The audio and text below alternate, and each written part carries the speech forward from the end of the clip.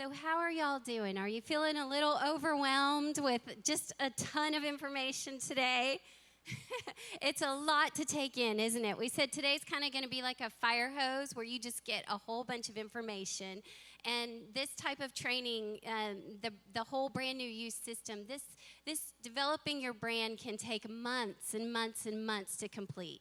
So please don't feel overwhelmed in all of these assignments and different things that we've given you. Just take time with it, just like Lindsay said. Just be and just rest and enjoy completing them. The brand new you, did you guys get a little card like this when you came in this morning? I wanted to tell you about the button at the top, because the button at the top is something that it just says brand new. It doesn't say brand new you.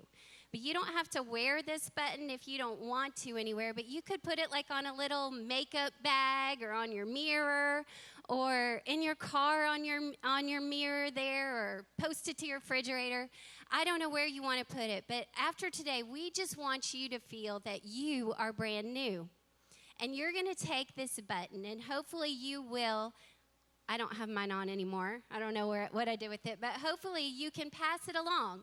When you know the time is right, when you have birthed your baby, when you have branded yourself out and you're doing what God has called you to do, then we want you to pass that along, pass that button to somebody else, and share with them your reinvention story. Share with them your testimony of all of God's grace and goodness in your life. So will you guys do that? Will you pass along the message? I'm looking for great stories. I haven't written this book yet because I'm actually looking for great stories for people who are implementing this system into their life. So if you want to email me, jillh@covenantchurch.org, I would love to hear your stories after today, after you start to implement this.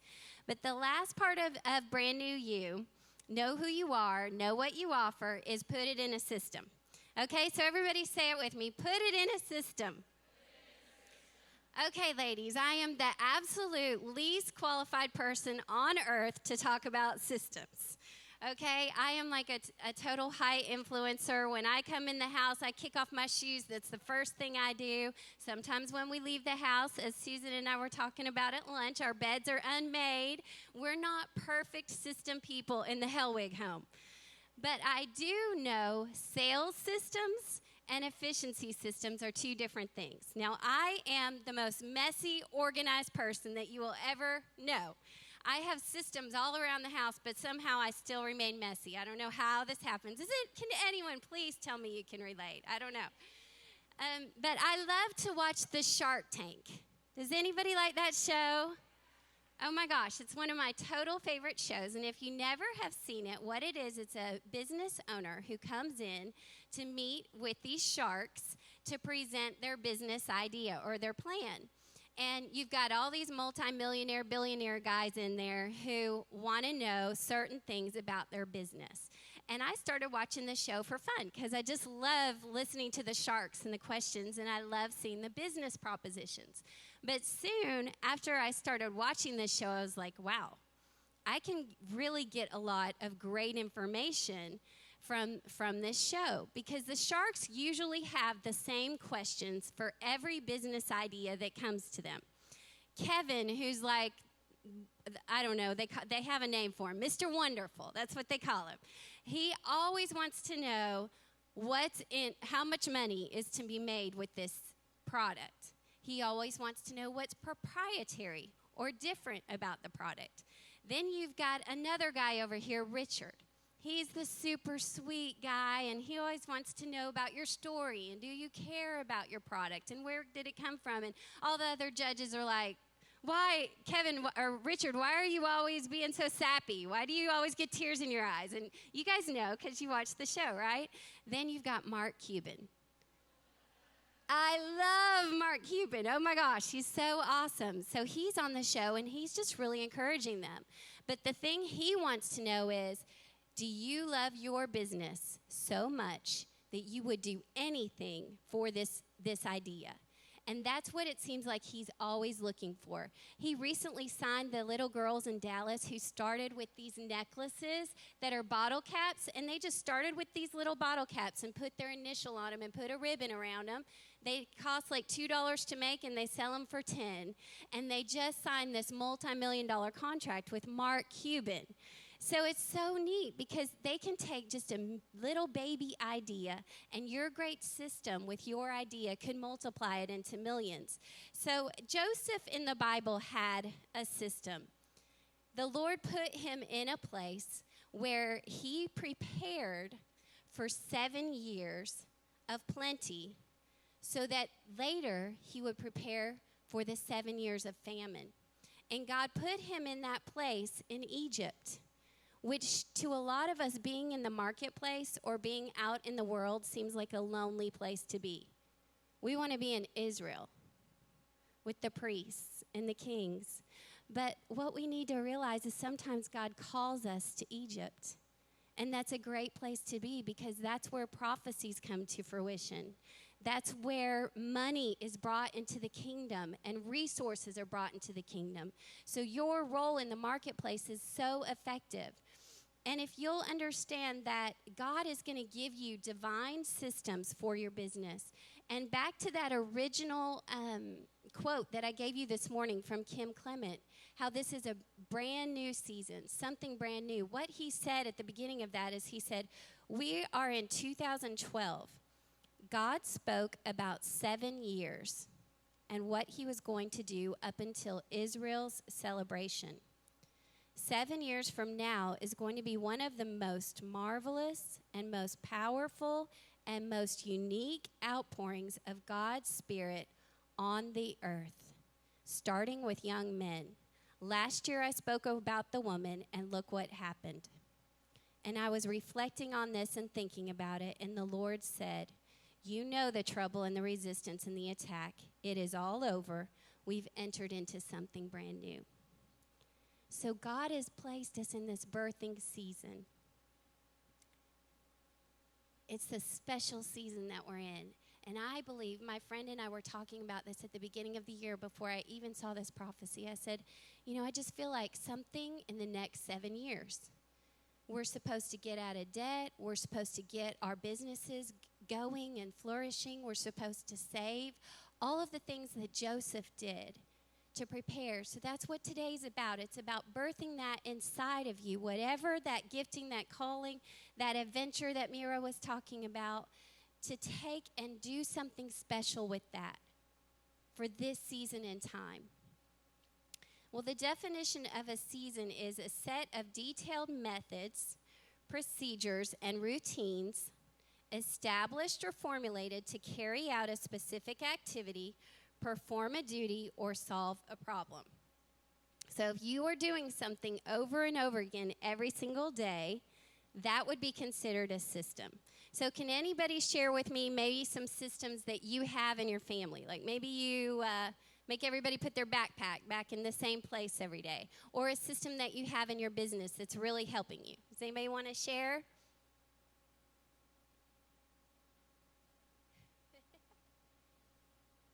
Yeah, Tammy.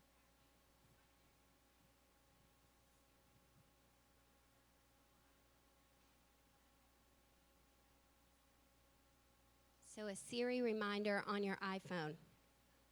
How do you spell that, Tammy? S-I-R-I. Okay, that's a little voice thing, right? Yeah, very cool. Okay, what about systems, Olga?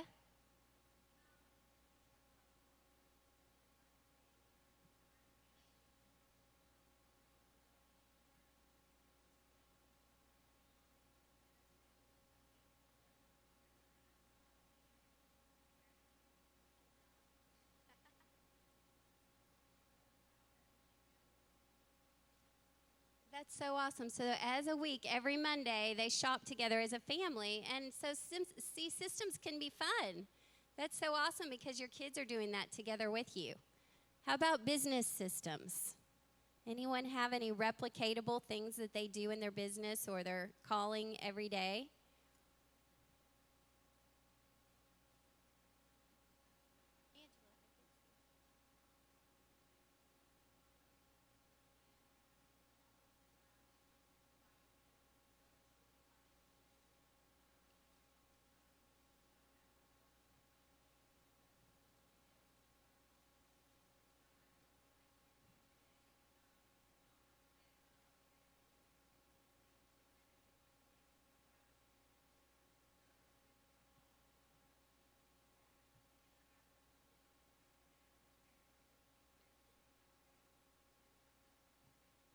So you have one list where you keep all the bullet points of everything you need to talk to your boss about.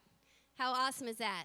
Well, so systems, what they do is they make things simple, which we all want our life to be simple, right? Because Mira told us this morning about this pie that we have of our time. We only have a certain amount of time. So let's keep life simple.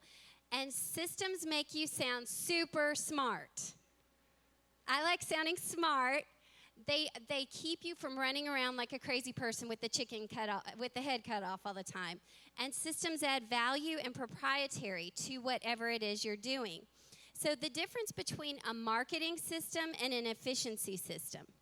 A marketing system is something that makes your business sound memorable and easy so that people can say, hey, I remember that person. They had a marketing system or a unique brand name that I remember.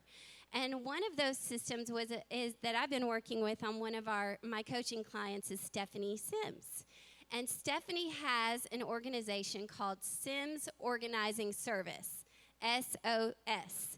And she does a sort, she does a sweep, and she does one other thing, which I can't recall right now, but she loves S's, so she does all these S things. So we started coming up with another name for her, so we called it Steps by Steph. So now all of her clients, as soon as she talks to them at the very beginning of working with them, she can say, okay, here is what I do. I'm SOS, I love S's, I do the sweep, the sort, and we do all these steps by Steph. So it's super easy for every client to remember and to take advantage of that system. Does that make sense to everybody? So I know my friend Jen here, she's the Dime Diva. So Jen, I know you could think of so many cute ideas to go with Dime Diva. I don't know, put your penny to work, all kinds of different things. Make your dollar count, things like that that just really help. That's a marketing system. Help people remember who you are. Efficiency systems, I think it's important in that is that we automate and we delegate. Ladies, we only have a certain amount of time, so you have to automate and delegate. If you have anything like thank you notes that you do, if you can automate those, like as soon as someone does something for you, automatically send them a thank you note. If you can do that right away, it's very beneficial for your service. Now, there is someone right here in our body, right in our congregation, that is a systems expert, and her name is Tanya Smith. Does anybody know Tanya? She is awesome. Her company is called Systems Liberation, and isn't that what we all want? We want to be liberated from our systems. And what that does is it helps small businesses and solopreneurs free up more time and save money. And the most important thing that I can say about this is if you are a business owner or if you're just a mom or if you're working in a ministry and you want your systems in your life to be more simple, sometimes we need a consultant to look at us from that 360 point of view that we were talking about earlier. So I encourage you to use Tanya for that. In the When Women Reign book, we had a system that we listed at the end of this book. Pastor Amy wrote this, and I wanted to share it with you today because did everybody read this book yet? I hope y'all did. If you haven't, pick one up. It is so phenomenal. But as you are considering options for what you want to do to advance this calling that we've been talking about today, look at the realms of your life, and that's what this system is. First, we want to ask about what is the relational impact of this endeavor. That's the R. Then we want to know what is the economic responsibility of this endeavor. Can it produce wealth, and how can it? What is the atmosphere? Have I set an atmosphere for growth in this area? Are the spiritual seeds I'm planting visible? Are they positive seeds? That's your atmosphere. And then the L is legacy.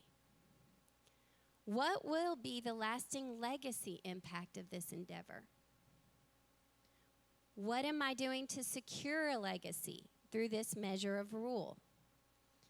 Is there more I could be doing to ensure the legacy will last? And then the M is management. What is my management approach in this area of my life?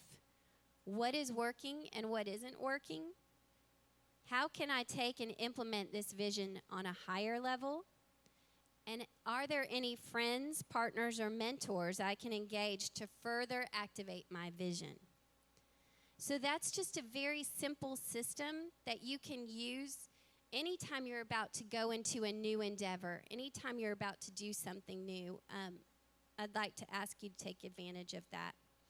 So there's a recommended reading list that we want to give to you that Pastor Amy put together, and I hope you guys will take advantage of these. These are, because we can't do so much all in one day, these are some great resources and tools that you can use to follow up. You Inc. by Harry Beckwith, the Style Statement book by Carrie McCarthy and Daniel Laporte, which is an awesome book on knowing what your own personal style is.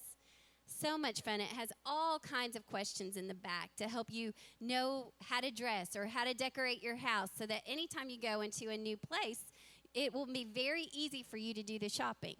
My style statement is cherish bold. What that means is that I really like things that have meaning. I usually wear like a piece of jewelry or something that I bought because it has meaning for me. And then I always feel better if I have something bold on. Like today I have on this bold dress underneath all this black. There's just something fun about that for me. So each of us has our own little style. And when you know what your style is, it's just so much easier to get dressed in the morning. Doesn't it just take forever to figure out what you're going to wear, and especially when you have big things and meetings, and it's just, so it's a very freeing thing to know what your style is.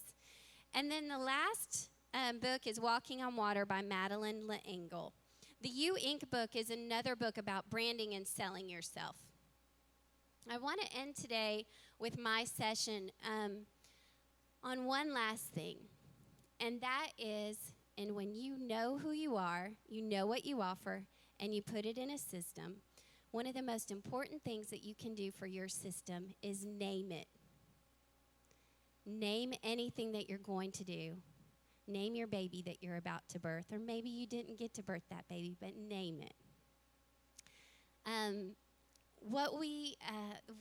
I have a theory with naming. My theory is that if you are not living up to the meaning of your name, then you're probably not living the life that God intended for you. If you're not living up to the meaning of your name, then you're probably not living up to the purpose that God gave you. And sometimes we're given a name that isn't the name that we want. For example, Esther's name was originally Hadassah, which meant star, but they changed it to Esther. And so she didn't really have a choice in the matter, but look at what God did in the end. He made her this marvelous, beautiful star that saved a whole country. And if you understand that God will always give you the opportunity to change your name. I love this because he has done this over and over again in the Bible. And I know it doesn't seem practical, but I just met a girl last week who her parents named her a name. She's from a tribe in Africa where her name actually means unsettled. She said, you know what? That is not my name. I am not going to call myself that. So you know what she named herself? Blessing. So now everywhere she goes, she's a blessing. And she's changing it on our legal documents and everything. So they're a good name. The Bible says a good name is rather to be chosen than great riches. And another version says choose a good name. Because your name is your reputation. That's your brand. And it's so important to build that reputation. All the great companies, you know their name. You know Nike. You know all these great organizations because of their name. And your name is powerful. But when you're working for someone else, there's one other thing I want you to remember. Always build that person's name. That's what Jesus did. Everywhere that he went, he said, I am just here to glorify my Father. It's all about him. It's not about me. So if you'll do that, then you will be honored and you'll be given that inheritance. You'll be given those riches. I want to show that little picture at the end, and I want y'all to look at it again. It's just that picture. And I want y'all to take a minute and to think about your life and to think about diving in after today and all that we've been getting, all this great information and how much joy it's going to be and how much fun, and that your Father's right there. He's named you. He's named you beauty. He's named you grace. He's named you restoration. He's named you joy. He's named you complete. And I have a final quote that I want to give y'all, which is, don't be afraid to take a big step if one is indicated. You can't cross a chasm in 2 small jumps. Ladies, I hope you feel brand new today. I hope that you'll take all this information and use it at your pleasure, just as the Lord gives you that opportunity just to sit, make space for yourself, do the work that's required to do this. And if you need some help, we're here for you. But I hope that you know that we believe in you, we love you, and it's just been an honor to be with you today. God bless you all.